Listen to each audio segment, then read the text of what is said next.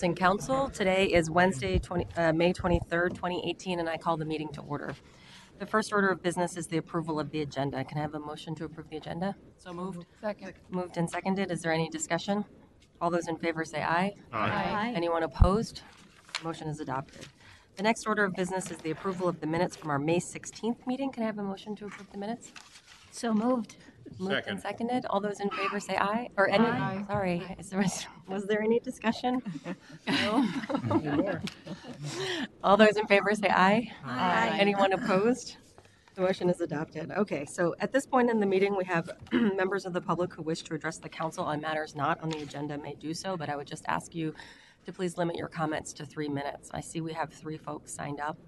If Ryan Timlin wants to come up, welcome to the council. Please state your name. My name is Ryan Timlin. I'm president of Amalgamated Transit Union Local 1005. Many of you here know me. We were here a few weeks ago dealing with some issues. Just here to state we will be coming back until we feel they are fully addressed. We are working on them with management, but we want you all to know we will be continually showing up. It's a down moment for us though today because one of the members we were dealing with was tired of all the stress from the situation, and he ended up retiring today. I won't use the exact words of why he retired, but he was fed up. He ended up retiring. So on one aspect, part of it's over, but we feel he is still owed for the amount of time that he's put in, and we still haven't taken him off the agenda, even though he's officially retired as a demand to come back. We feel there should be something put forward for him for the amount of time. He's put 15 years into this company, and with the circumstances of what happened and the pressure he felt, he ended up retiring, but we feel he's owed something, and we'll be talking about that with the Met Council or with Metro Transit as the process goes on, maybe some form of a severance package or something for him. But the main thing is the issues aren't over as of yet dealing with the assaults, but the door has been opened, but we just want to make it clear we'll be coming back, and we look forward to working, and hopefully things move in the direction we want them for. We want them to, specifically for the one driver who is still out, who's been fired recently for the situation. So thank you for letting us speak, and hope you all have a good night. Thank you. The next person is Phil Spohr. Did I say that right? Yeah. Welcome to the council. Please state your name for the record. My name is Phil Spohr. I'm a rider on Metro Transit and Met Council routes. I've grown up surrounded by drivers my entire life. I was nearly born on bus, and many drivers out of Snelling, Old Snelling, East Metro, Haywood, Nicollet, and Reuter have all been like family to me. Over the last few years, I've seen the number of assaults and the number of problematic problems arise, and it's led to more and more of my old family essentially retiring early. 3 years ago, my oldest friend retired and I didn't see him for 2 months. One day, all of a sudden I get a notice, oh, hey, I'm retiring. I came into work one day and was yelled at by a woman 30 seconds into starting my shift. I'm like, seriously? The assaults, the abuse needs to stop. I've seen more and more of this just in the past 6 months, where drivers just don't feel coming to work. Things happen, and they just don't want to come to work anymore. It's causing trips being cut. I have no way to get around without a bus. One morning I saw my trip was cut, and I was like, crap, I need to leave earlier for work now in order to get to work on time. Fewer people are applying to be drivers because they'll save coming to work. How can you stand there and say, hey, come work for us when you can't support the safety of people driving your buses? Things need to change, and the amount of retirees needs to go down. Thank you. Thank you. Next, we have Deb Stevens. Thank you. Welcome to the council. Please state your name for the record.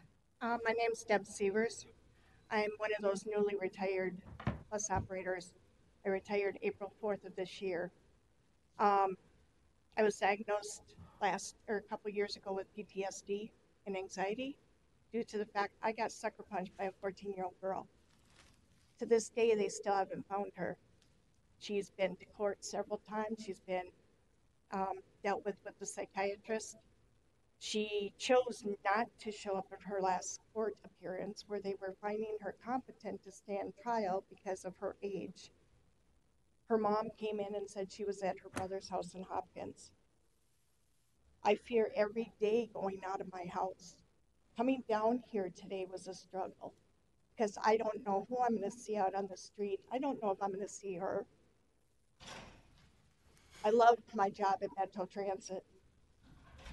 I was peer support for many years and dealing with the assaults that I saw and then having an anxiety attack before I retired and then seeing the assaults that happened that were videotaped.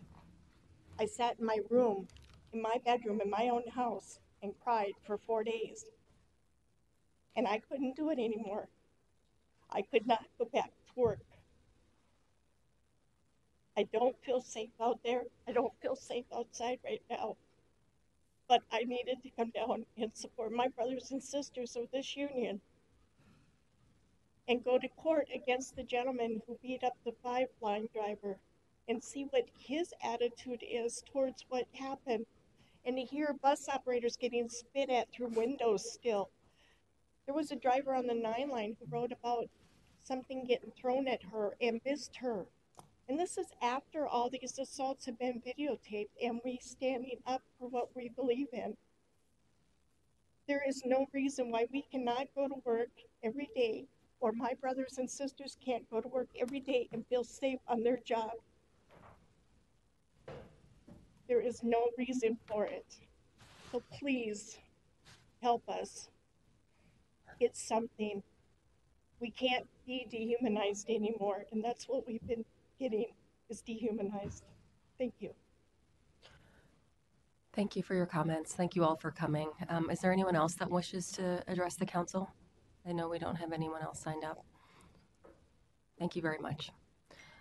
So the next item on our agenda is the joint report of Transportation and Management Committees. Councilmember Chavez. Thank you, Madam Chair.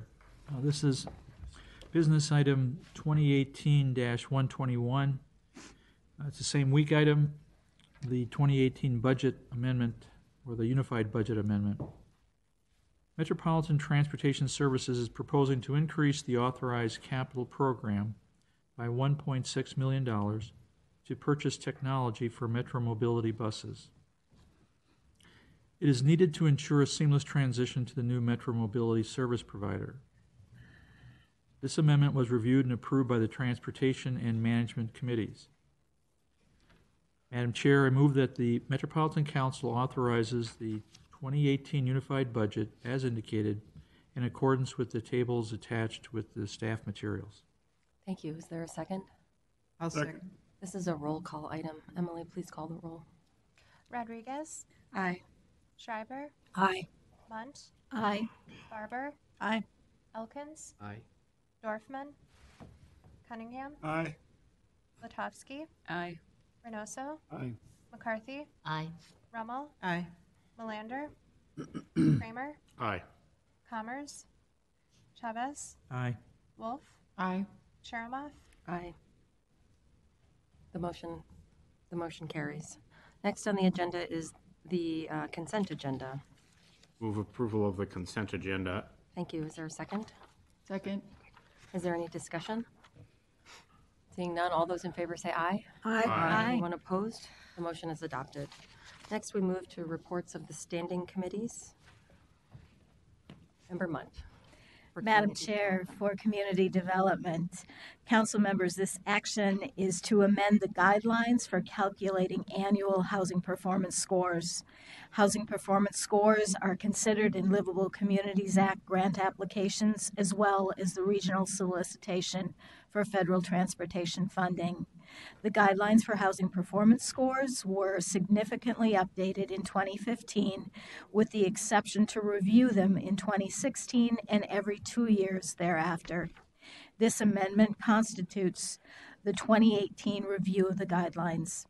The proposed amendment reflects the work of an advisory group consisting of Metro Cities, 5 cities, 2 counties, Minnesota Housing, and the Housing Justice Center, as well as a special meeting of the Community Development Committee. The guidelines strive to acknowledge the variations in housing across the region and the breadth of housing activities that support affordable housing options. This amendment includes changes that better reflect current trends in the local housing policy landscape and that both simplify or clarify how communities can earn points. Therefore, Madam Chair, I move that the Metropolitan Council adopt the amended guidelines for priority funding for housing performance. Thank you. Is there a second? Second. Any discussion? Seeing none, all those in favor say aye. Aye. Anyone opposed? The motion is adopted. Councilmember Munt. Madam Chair, council members, this action is to amend the City of Shakopee's comprehensive plan. The proposed comprehensive plan amendment adds a definition for the entertainment district land use category. The amendment identifies allowed land uses that complement the entertainment uses found at Valley Fair and Canterbury Park. It also adds medium and high density residential as allowed uses for up to 10% of the land area within the district. The purpose of the text change is to accommodate Canterbury Commons, a proposed mixed-use redevelopment. The proposed amendment does change the city's forecasts, which the city proposes to address in the 2040 Comprehensive Plan update. The amendment area is within the Minnesota River Extension Regional Trails Search Corridor. The master plan alignment is undetermined at this time. Council staff recommends that the city coordinate with Scott County as the park implementing agency prior to development to accommodate potential future alignments within the trail search corridor. The staff found that the proposed amendment conforms to regional system plans, is consistent with council policies, and is compatible with the plans for adjacent and affected jurisdictions. Therefore, Madam Chair, I move that the Metropolitan Council adopt the attached review record and allow the City of Shakopee to place the Entertainment District Comprehensive Plan Amendment into effect. Find that the amendment does change the city's forecasts. The city will address all forecast adjustments, community-wide and TAZ forecasts through the city's 2040 comp plan update, and advise the city to implement the advisory comments in the review record for regional parks, forecasts, and housing. Thank you. Is there a second? Second. Any discussion? All those in favor say aye. Aye. Anyone opposed? The motion is adopted. Thank you, Member Munt. Next, we'll move to the Environment Committee. Member Rummel. Thank you, Madam Chair and members. Business item 2018-130, same week, is a sole source procurement for motors and drivers for effluent pumps and aeration compressors at the Metropolitan Council wastewater treatment plants. Electric motors and drivers are utilized at the Metropolitan Council wastewater treatment plants for pumping effluent water to the river during high river water situations, that is flooding, and providing air to the secondary tanks of our aerobic biological processes. The requested vendor of this procurement is an original equipment manufacturer that is able to provide parts and service to refurbish the equipment according to MCES specifications. There's a total of 13 motors and drivers that are due to be refurbished during this project. Therefore, I move the Metropolitan Council authorize the regional administrator to award and execute a sole source procurement contract according to the proposed action of this business item. Thank you, Member Rummel. Is there a second? Second. All those in, any discussion on this item? All those in favor say aye. Aye. Anyone opposed? The motion is adopted. Next, we'll move to the Management Committee. Councilmember Chavez. Thank you, Madam Chair. This is the business item 2018-119, the railroad liability insurance for North Star operations. This seeks council authorization to renew its railroad liability insurance effective June 1, 2018 to June 1, 2019 for the North Star commuter rail operations in an amount not to exceed $1.4 million. In its joint use agreement with Burlington Northern Railway, Council is required to maintain this insurance, which is to provide coverage of $295 million per occurrence. This insurance provides defense and coverage for Council, its funding partners, and Burlington Northern. Working with its insurance broker, the Council evaluated quotes from several different insurance companies, looking at not only the price, but also the coverage. Based upon this analysis, it was determined by the insurance program, led by XL Catlin, was most advantageous to the Council. Madam Chair, I move that the Metropolitan Council authorize the renewal of its railroad liability insurance, effective June 1, 2018 to June 1, 2019, for the North Star commuter rail operations in an amount not to exceed $1.4 million. Thank you. Is there a second? Second. Any discussion on this item? Seeing none, all those in favor say aye. Aye. Anyone opposed? The motion is adopted. Next, we move on to other business, which is 2018-133 appointments to the Equity Advisory Committee. And as chair of the council, I'm excited to make recommendations for appointments to 10 vacancies that we have on the Equity Advisory Committee. The council received over 50 applications for these vacancies and interviewed candidates on 4 evenings over the course of April. All of the applicants interviewed showed a passion for the work and the mission of the EAC, and I'm thrilled by the continued interest in serving from current EAC members, as well as many of the strong first-time candidates that applied in this round. Thank you to Councilmember Reynoso for chairing the recommendation panel, and to Councilmember Wolf and Councilmember Munt for serving on the panel. I would also like to thank Suyapa Miranda of the American Heart Association and Sean Pierce of Mayor Fry's office from Minneapolis, who served as community members on the recommendation panel. So I move that the Metropolitan Council approve the following appointments to the Equity Advisory Committee for District A: Aaron Coleman, at-large David Katroser, another at-large member Sonia Lewis, another at-large Samantha Stinson, at-large Anthony Sana, at-large Tamaran Tamisar, at-large Mohammed Sheikh, at-large Nalima Sitate Munene, at-large Linda Soderstrom, and at-large Mia Ulese. And that the Metropolitan Council approve Nalima Sitate Munene to serve as the co-chair of the Equity Advisory Committee. Can I, the second? I'd like to second that, Madam Chair. Thank you.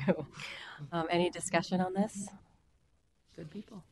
Sounds like really good people. We're really excited. I know that there are some new members of the EAC here. If you want to just stand up, we could recognize you and welcome you. Thank you for your willingness to serve on it. And for Councilmember Reynoso for co-chairing this committee, really appreciate it. So with that, all those in favor say aye. Aye. Anyone opposed? The motion is adopted. Next, we have an information item on the 2018 legislative update from Judge Shetnan. Welcome.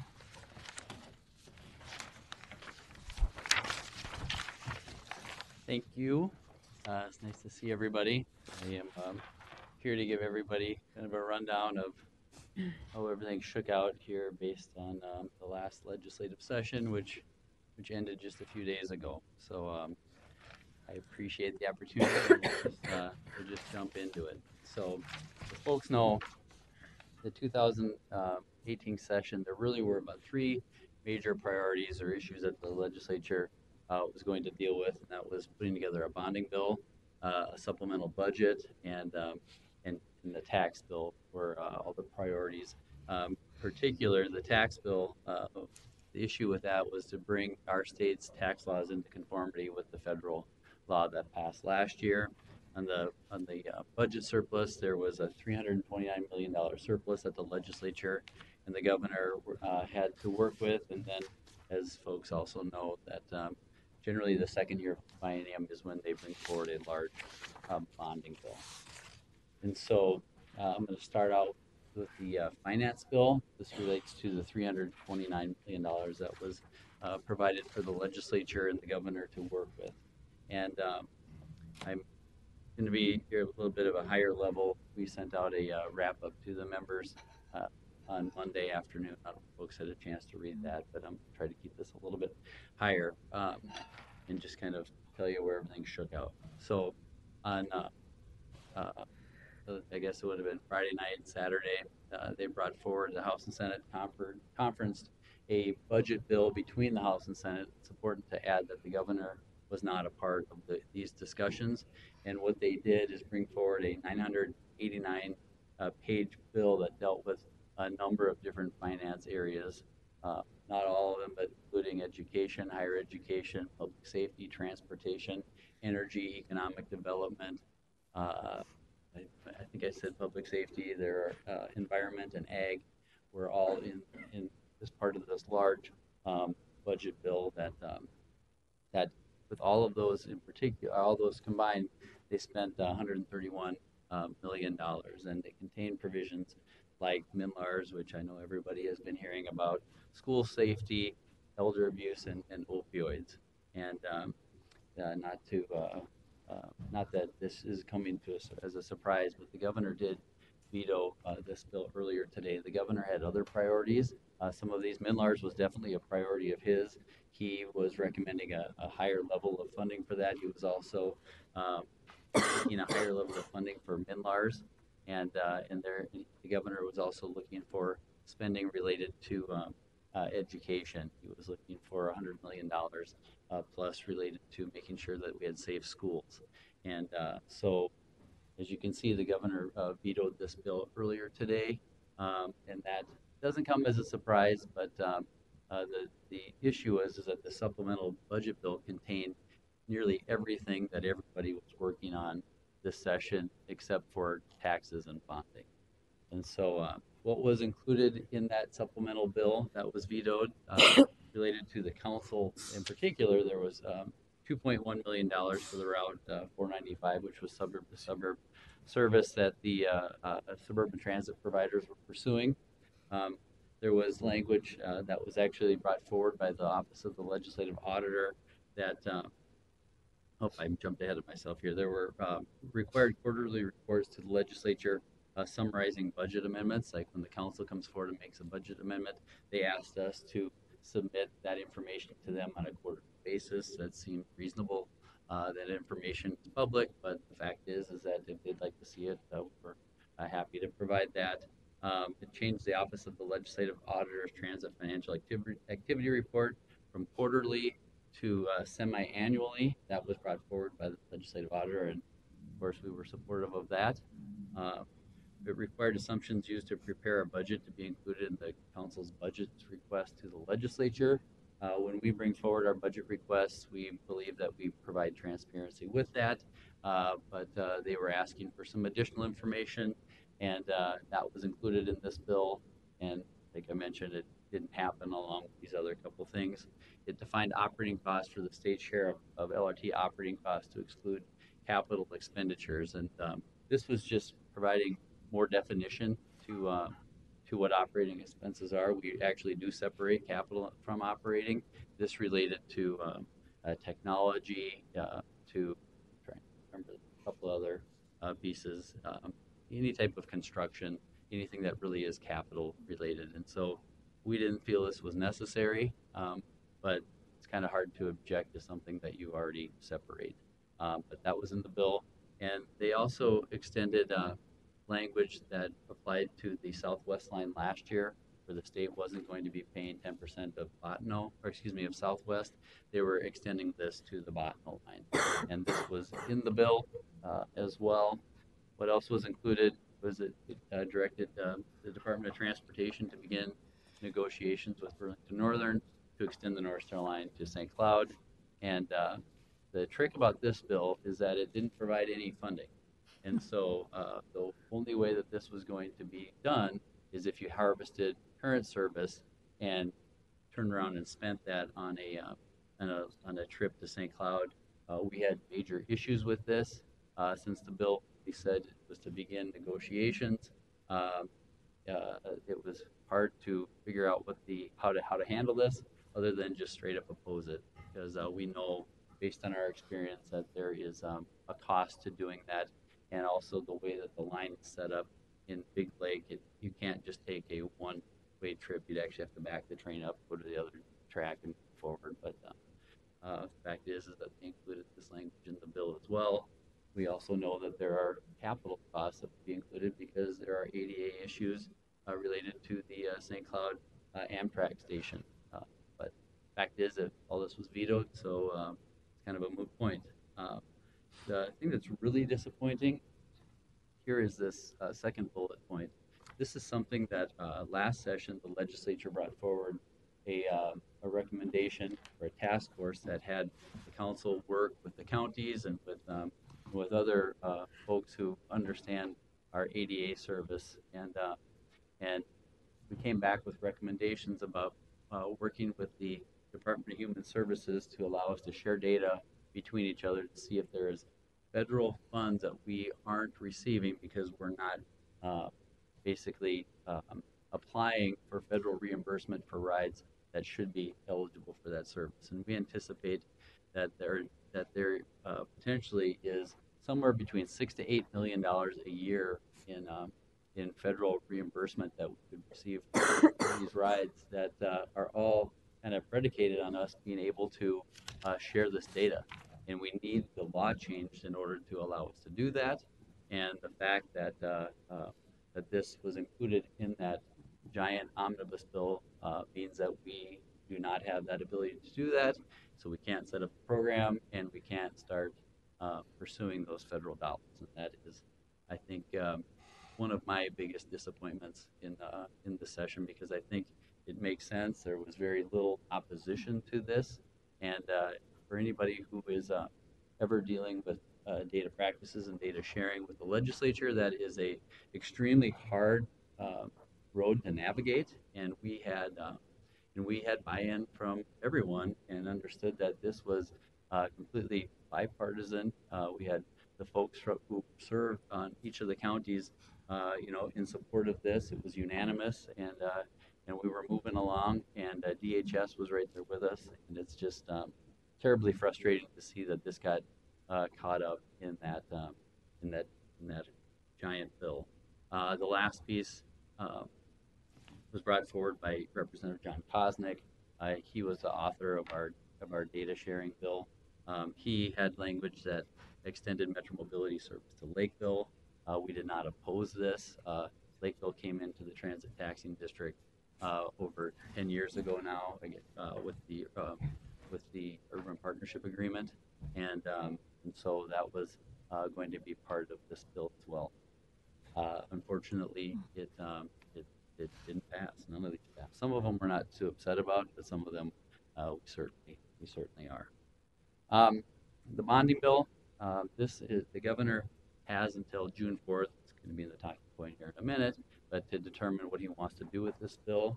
The final bill that was passed very late on Sunday night authorized about $1.5 billion worth of spending.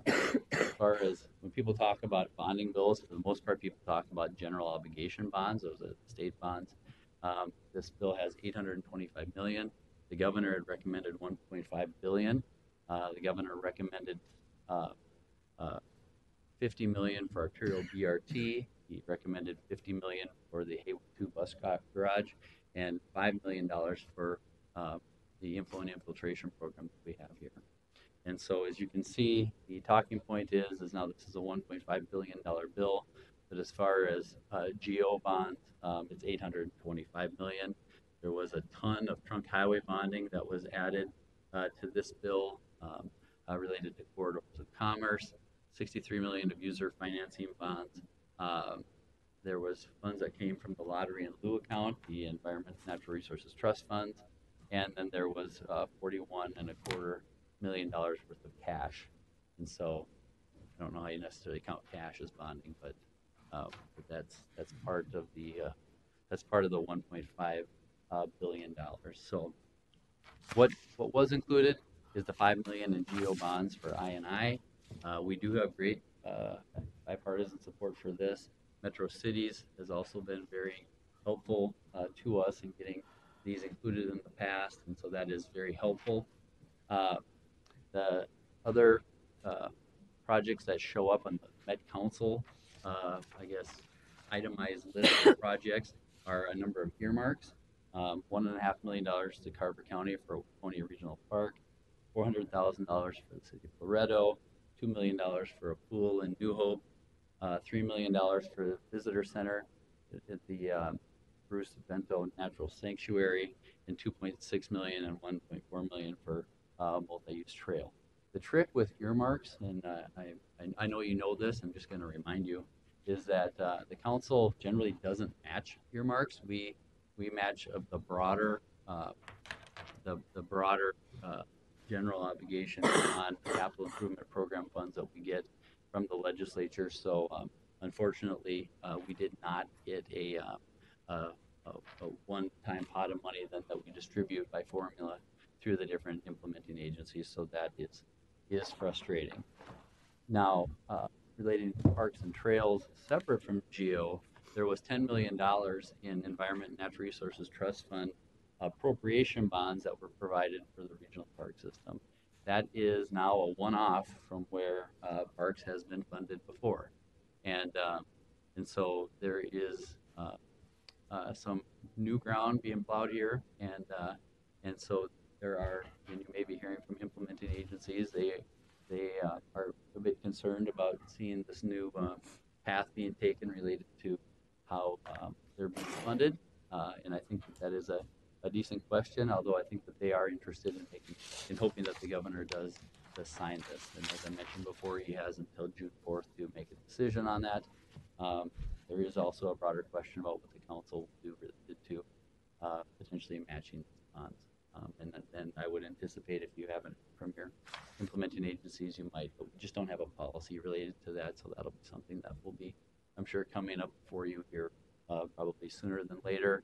We need to see what the governor does related to bond bill first. One of the things I also want to point out is the governor can potentially line item things related to the bonding bill. And the trick is that he can only line item appropriations and the language that is attached to those appropriations.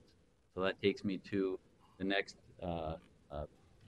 couple points here, that in the bonding bill, very late, I know the chair was with me this on Sunday, we when the House and Senate came forward with their bill, it contained two policy provisions that affect the council in no way regarding bonding, but in ways related to comprehensive planning and our systems plans. And I just want to make sure that I point out to you what was included there.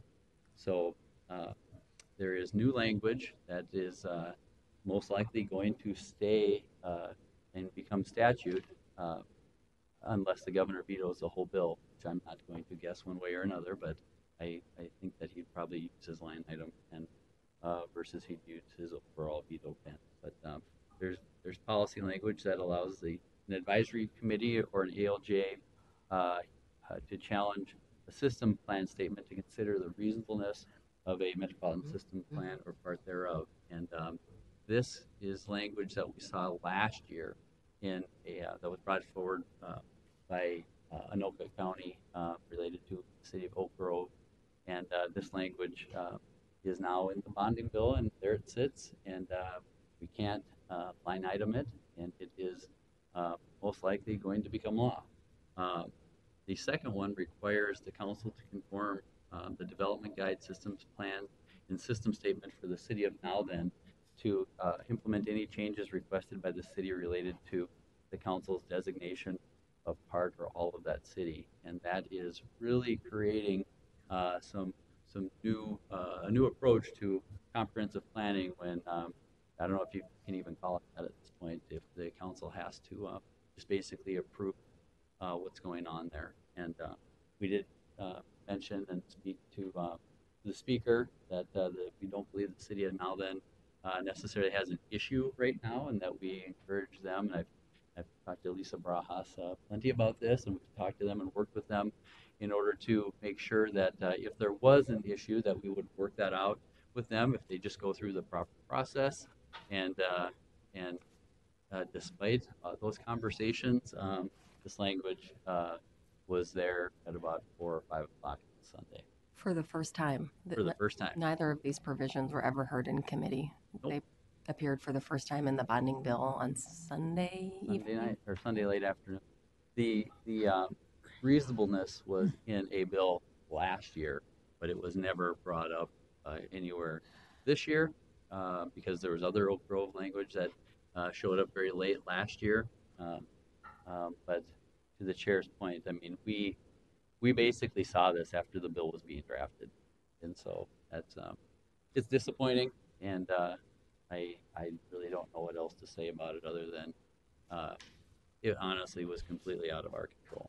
So just want to share that.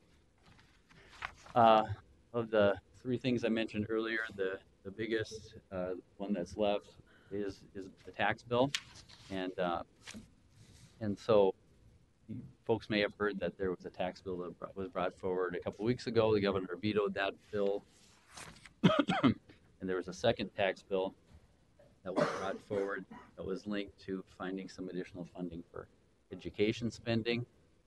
In the education spending that was tied to the tax bill number 2, did not include the level of support that the government was interested in seeing, and so what that means is that bill was vetoed earlier today as well, and that means that we basically don't know we don't have tax conformity with the federal bill right now.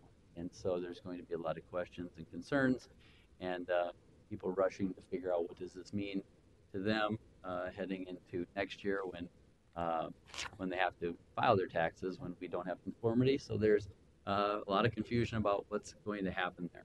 And so all I know is that we don't have a tax bill. One of the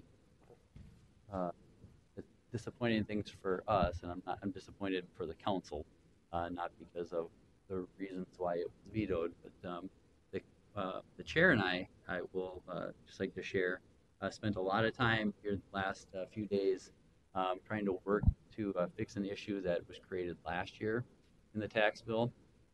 I'm sure you recall, but we agreed to language last year in order to get our $140 million of regional transit capital bonds passed.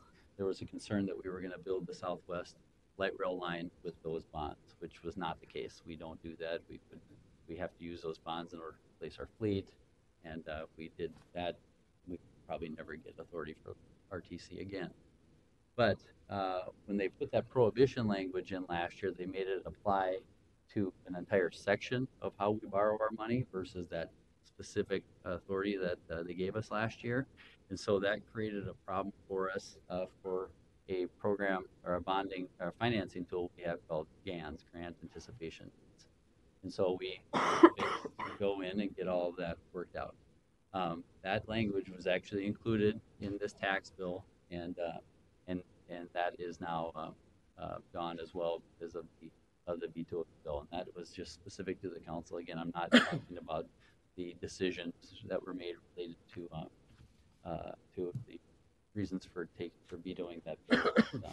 Just want folks to know that still remains an issue for us, and we'll go back and get that corrected again. But we tried to put it in the bonding bill. It was ready to go in the supplemental transportation finance bill that was basically being put together Friday night. I know the chair and I were sitting there with one of the committee chairs looking at the language, and it was all ready to go. But the decision to bring one massive budget bill together really did do away with some, I think, decent policy that I think everybody agreed to. And so now we wait on that.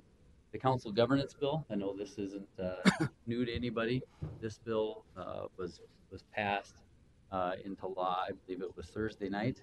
Or excuse me, not passed into law, it was passed. And the conference committee brought it forward. Oh my gosh, I'm just telling you.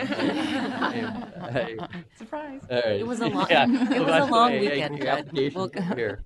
No, it was the conference committee report was passed, I believe, Thursday night, and what it would do, it would change the structure of the council pretty significantly. It would add council members from each county, a commissioner, have the current council, and then modal members as well. We talked and opposed this. The governor opposed it. We talked about there are much broader issues related to council governance than just going in and making a tweak. The fact is that we are the Metropolitan Planning Organization, and there are, if you just want to isolate the MPO, which is what a lot of the conversation about reasons for changing the council was just to address the MPO issue. They talked about the council being, one of 400, and that we need to be in conformity with everybody else. Fact is that the council, if you look at it at the MPO, the role of the MPO is to distribute federal dollars and do long-range planning. And so when you bring in the other roles and responsibilities, statutory responsibilities that the legislature provides us to bring forward and deliver, you have major conflicts of interest on all of the other issues. And so that's where you run into an issue of electeds versus non-electeds. And I'm happy to talk to you guys about this in way more detail. I know that a couple of us are going to be meeting with a few legislators here during the interim to have that conversation. I sent them an email today to you guys as well. So we're going to continue this conversation, but it is not a simple endeavor to change the council because we are very big and broad, and it's been put together this way for a particular reason. But I don't think that bill is going to make it much further than the next few days. Now, I'm not telling you anything that, I'm not betting the house on it, but I bet my neighbor's house on it. So I just think that that's likely going to work itself out of the picture. So I'll try to wrap it up here, but a few things that did not happen. There were no transit funds included in the bonding bill. Extremely frustrated about that. We were working really hard in order to try to make sure there were funds available for our PRT. The governor was really working hard to make sure that there was funding for transit, since there was so much funding related to investments in roads and bridges and the additional trunk highway bonds. But again, this bill was not negotiated with the administration. And so when that occurs, you get sent a bill that you have to kind of take it or leave it. But again, in a bonding bill, you have a chance to do some line item vetoing. Not that I know if he's going to do any of that, but it is certainly an option. There in the Senate bill, there was a prohibition on co-location of freight rail and light rail. That was not included in the Senate position in the omnibus bill, but our chair spoke to the Senate Finance Committee and said that she would recommend a veto if this language was in there. This was a non-starter. This applies directly to the Southwest line and to the Botno line, and we were very clear about you cannot do this, and there's no way that we will ever support it. So they didn't bring that forward as part of their giant bill, but it would have just been one of those things that would have created major problems for that bill if it had a chance to pass. There were bills I'm sure folks are aware of that dealt with increased penalties for interference with transit, also known as the protester bill. That bill was vetoed, and there was a prohibition to limit the council's abilities to use funds for capital expenditures. What this was is, I'm sure you know, we get motor vehicle sales tax. Out of the 100% of motor vehicle sales tax, 60% goes to roads and bridges, 40% goes to transit, 36% comes to metro area transit, 4% goes to greater Minnesota transit. The roads and bridges, they use their funds for capital and operating. Greater Minnesota Transit, I don't know how they use theirs, but they can use it for capital and operating. They were trying to define our ability to only be able to use those for operating. And so we were being singled out.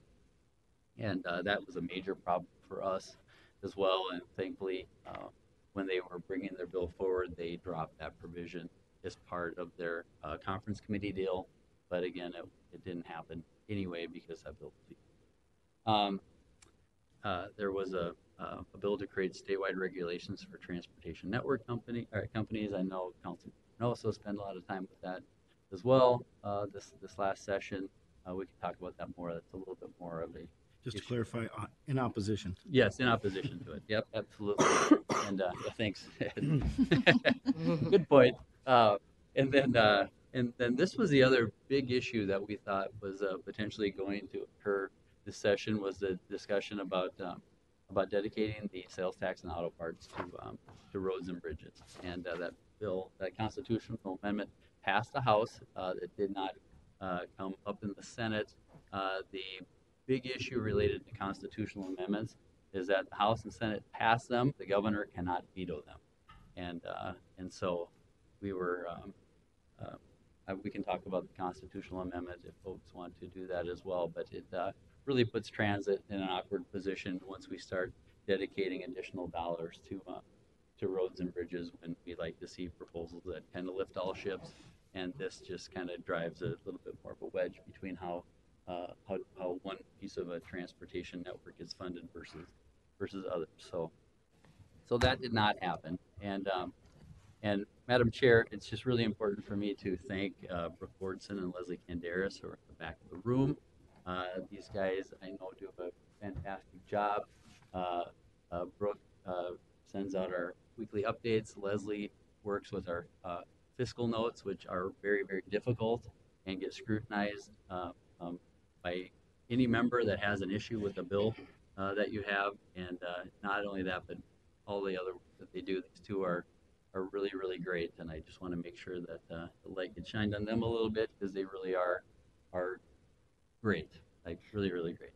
I also want to spend time just to thank Mary Bogie and her staff in finance. We spent a ton of time this year dealing with finance-related issues, reporting, fiscal notes, where we were needing her staff's help to figure this out. And the staff all across the council's enterprise were extremely helpful, but Mary and her staff, we really leaned on them a lot. And so when we saw some really bad language drop earlier this year, we had something to celebrate there. So I'm going to go back to about a month ago. Things were looking good, and we were able to get some things done, because right now it's really hard to have a whole lot of good feelings about anything that happened, because we worked really hard to try to make sure that some things happened, and kind of walking away here not feeling so good about any of it. So for that, I apologize, but I said this to the chair multiple times. It's not for a lack of trying.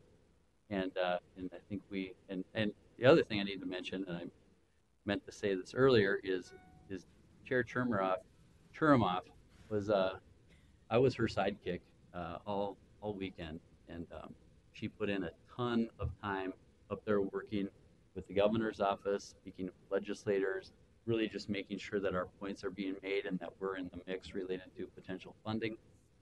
And so I just want to make sure folks know that Helene, you went the extra mile more than what I've seen before. So it's important that you all know that she spent that time, put that energy in as well. It was very appreciated. So with that, that's what I have. Are there any questions? Member Reynoso. Thank you, Madam Chair. I hope they pay the chair overtime for that Yeah. weekend work, right? They do. Judd, I want to thank you for the work that you do at the Capitol. I mean, you really do a great job in defending this institution, this organization, and the service that we provide for our customers. It seems like no matter which direction you go at the Capitol, a lot of times there's somebody trying to paint a target on your back as our representative, as the lobbyist for the Met Council. So I really want to thank you and your staff for putting the effort in and doing a phenomenal job. But I also, we had some drivers here today, and I know a couple years ago there was some legislation that came forward to increase the penalty on people that assault our drivers. And I know some of it's stalled, but maybe we can work together with the union next session and trying to find a way to increase the penalty for assaults to felonies and find a way to put some legislation in that protects these guys also, these men and women, should I say. Sounds good. Thank you. Any other questions or comments? Well, I would also just like to echo the thanks that you raised to staff, to Leslie and Brooke, and to Mary Bogie and all of her support. And I know the communications department was also heavily engaged in session. And the work that you do, I think Ed is right. The council often has a number of things that we didn't have as many things that we were going for this session. We had obviously some stuff that we were looking for in bonding. And we're really disappointed ultimately that we weren't able to get the funding for transit that we wanted. Happy that we were able to get some money to support INI. I think that's really great for our communities across the region, but really put in a lot of effort trying to articulate the need for investment in arterial BRT, and we just didn't see that come through. We actually heard, I would say, some really strong bipartisan support for investment in arterial bus rapid transit. And really supporting our transit system, but then ultimately at the end of the day, that support didn't translate into revenue from a bonding perspective. So that was, I think, disappointing, and we will ultimately need to figure out what our next steps are on that. But we played a lot of defense, and I think that that's something that even though we didn't have a lot that we were asking for, there was still a fair amount of activity related to the council that I think Judd and his team were really working hard on tracking and making sure that we were talking to the right folks about their concerns or whatever they were. So just really appreciate all the effort that you put into it. And if there are no further questions, thank you very much. Thank you.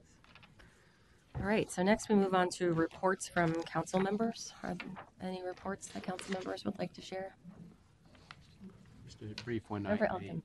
attended the meeting of the Sensible Land Use Commission coalition this afternoon. It was a really good presentation on barriers that developers are facing to building more affordable housing, especially in the suburbs. So there were two city officials from Dayton and Hugo on the panel, and three developers, and so it was really interesting. So I'll provide a link once they've uploaded the program so people can watch it.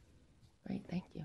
Member Latowski. Thank you. Just a couple of things. A couple weeks ago, I was able to go to Portland on a group trip to participate in the Eco Districts workshop. And Eco Districts is an international protocol for how communities can do comprehensive community development. So really interesting, and they are going to be doing their big national annual conference here come October, right before Revolution. So I'll share information with everybody, and you can take a look at that. And then last week, I was able to participate in the demonstration project for the Hennepin Avenue bus lane, where they sort of set aside, they took away the parking and modeled how buses could move faster in a portion of Hennepin Avenue. And it was a partnership with Metro Transit to see if that's a way that we could give transit an advantage on our streets. Great. How did that go? It was good. It's a pretty short part that you're doing it on. But we all got on the bus and started talking to people about, can you feel you're going faster? And certainly the public works staff was very pleased with it. Great. Thank you. Any other reports that folks would like to share? Wes or Ann, do you have any reports you'd like to share? Thank you. All right, then I'll take a motion to adjourn. Move to So adjourn. moved. Moved and seconded.